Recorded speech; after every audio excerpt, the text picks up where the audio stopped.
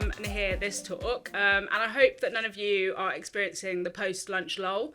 Iain and I said we should have brought some Haribos along to give a little bit of sugar. So Zopa Bank was launched in 2020. We have over 1 million customers in the UK and we have 800 employees. And in 2023, we were lucky enough to win the Best Wellbeing Initiative at the Business Culture Awards. Big shout out to Heather on our team who put together an absolutely stunning nomination for that award. But all of that effort is just one part of our people experience that we're going to talk to you about today. So we're going to talk specifically around some of our benefits initiatives that we brought into play. And we're very happy to take questions. So we do have Slido, but you can also ask questions in the app if you choose. So if you want to ask questions through Slido, it's just this QR code. And we do have a couple of quiz questions for you throughout just to gather some instant feedback as well. So that is, if you just go onto slido.com and then you put in the Zopa BCC, you'll effectively go onto it from there. Great. So a little bit about us. As Emily said, we are a bank. We primarily do two parts. There's two parts of the bank. One is a savings product. Ideally, if you've got some cash, you can get some interest on it. The second is we also offer loans.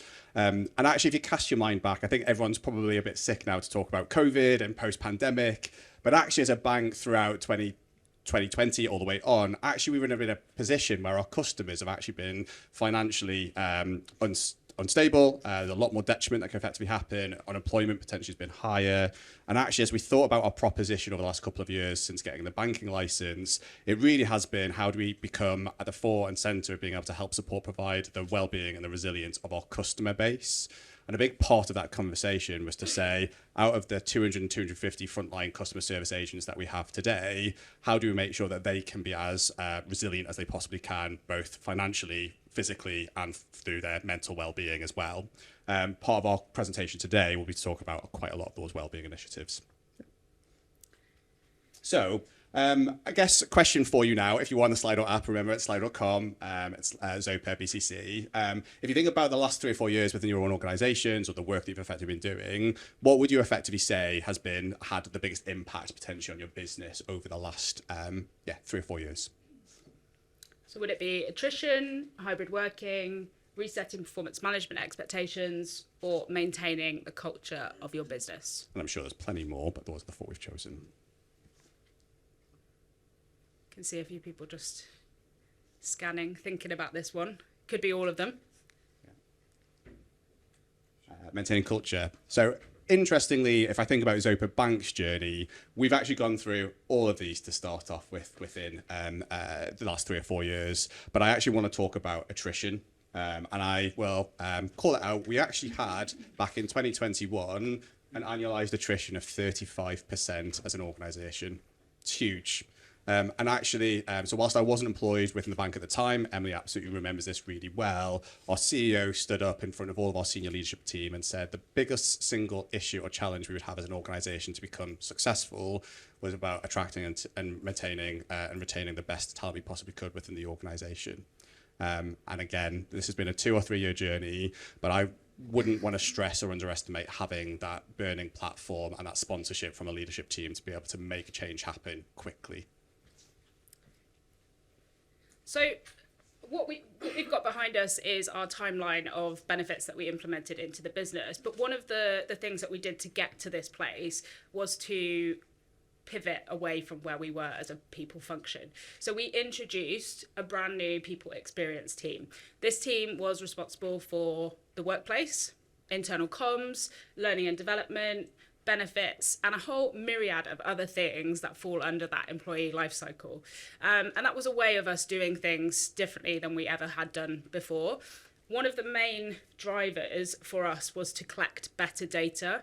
I'm sure you've heard a lot of talks today talk about data centricity, making sure that data is at the heart of your decisions. We were absolutely laser focused on using data and feedback from our people to drive much better outcomes because they were connected to what people told us they want within a very timely manner. So everyone, I'm sure, has an engagement survey. We have had an engagement survey for many, many years, but we also introduced a hybrid working survey. 2020, COVID comes along, hybrid working is brand new to lots of companies. We needed to understand what people wanted from that experience, and people's priorities had changed. So that data that we collected really showed us where we should pay attention. And in addition, benefits. We knew that our benefits proposition was behind the market. Zopa is in the same competing talent pool as the likes of Monzo and other fintech banks out there. So we needed to do something differently. So I would say for me, being bold, and I'm talking about two areas that I think our organisation was incredibly bold on. One, thinking about the structure of the people team and the function. I think most people will have worked in Ulrich-centric models where reward owns benefits and always has done, or you might think about having learning and development as a separate centre of excellence or organisation design. By choosing elements such as your workplace, your internal comms, your benefits proposition, and pulling them together, in my world, I have Emily who is laser focused every single day to make sure the people proposition is front and center of every single conversation decision we effectively have. And I think really turning it on its head, having to have conversations with reward practitioners to say, actually, we really want you to be accountable for reward and not full total comp, I think was quite an interesting journey for us to be on. The second part of it is, I think, being bold in terms of taking some good action. So we actually stood up and shared this timeline with all of our Zopians. And that was, we didn't know what we were going to do. We did not have an exact plan. It wasn't mapped out. And I think for a lot of people within the people function, having all the processes, all the I's dotted, the contracts signed, thinking about what their nth degree of sort of impact would be is a really important thing. For us, Agile, we were going to get it out. We were going to ship them. We were going to say to people, we might not have all the answers, but this is what we think we effectively want to deliver for you, was going to be really important. I think in terms of being up and selling that timeline, one of the challenges we had from our leadership team was, well, what happens if things in the business change? Or actually we hit a bump, but we don't know what's going to happen. Again, a big part of our journey there was to sell what we thought was the right proposition, having the right backing, and actually take a variety of different options to our leadership team. And I mentioned earlier that we're competing with top talent from other fintechs. We also were in a position where our benefits proposition at the time was very, very poor. So we had almost a very good baseline to start from to make things better. And what we took to our leadership team, we had translated the feedback from our benefits survey into action within 1 month. So we went through the process of taking our leadership team options that were above the market. So market leading, this is going to set you apart, meets the market, and an improvement on where we are. And that optionality actually allowed them to buy into 90% of the proposition that we took forward. So they are a team that like to debate and discuss, as I'm sure all of your leadership teams are, but actually putting something on the table that was palatable, either from a cost perspective or from an innovation perspective, allowed them to get quite excited about what we were putting on the table. So we want to talk maybe about 3 things that we actually deployed into the organisation. The first one, 120 days working from abroad. We are a UK-based organisation. We have 2 sites currently within the UK. And at the time of our market research, companies of a similar size to us that were UK-based only, I think this was a market-leading practice. I don't think it's potentially there now. I think some organisations are potentially at 90. Some have come up to 120 days. But our thought process was hybrid working. People want to spend time with their loved ones. There's a lot of push to get people back into the office, but actually a big part of us was to say, how do we make sure we can be flexible, treat people like adults and have the right decisions for them? And actually, we had a lot of people in compliance, in legal, in tax saying, you cannot do this. This is absolutely not possible. Think about all the challenges that you might face as an organization. But I think when I say be bold, 120 days was a bold proposition, and I think had we have listened at that time, we would have killed it very quickly. But actually, we got the right people in the room and said, no, change your thinking. We really want to be on path of possibility rather than limitation, and how do we actually make this work for our team? Yes, we've had some learnings along the way, but I think that boldness around, you know what, this is one of those propositions where we can be headline grabbing. We definitely got a lot of press attention as a result of it. That wasn't the main reason, but I think thinking about the impact you potentially can have from an attraction perspective was really important. Next up is our family-friendly policy enhancement. So, as I said, we were coming from a place of statutory, so there was only the way to go was up there. We actually took our policy to be universal across the business. Regardless of how you become a parent, you got 16 weeks of fully paid leave. And there are many, many examples that I can think of over the last 2 years where employees have come and cited this change as a reason they stayed with us longer. One of our team members, who's quite senior in the business, was thinking about leaving for a really long time, and him and his wife were thinking about having a baby. This was a reason for him to stay, but since he's experienced that period of being able to spend time building his family, his loyalty within the business, his engagement, his performance have all increased. So we have seen a really positive knock-on effect of implementing change.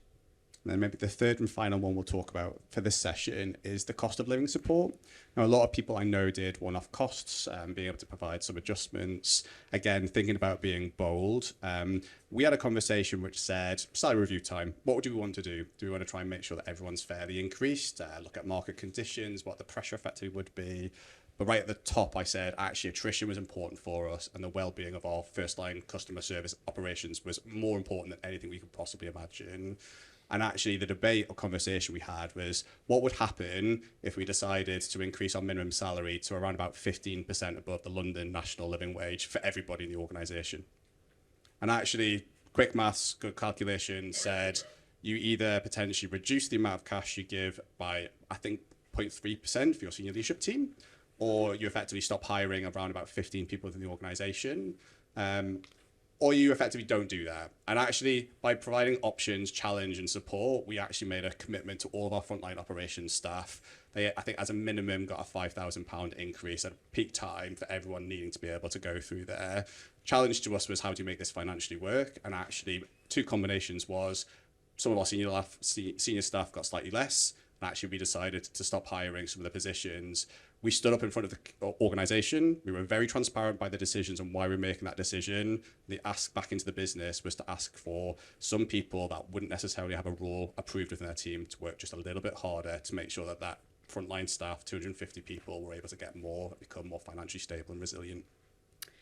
But we didn't stop there. So we didn't stop there.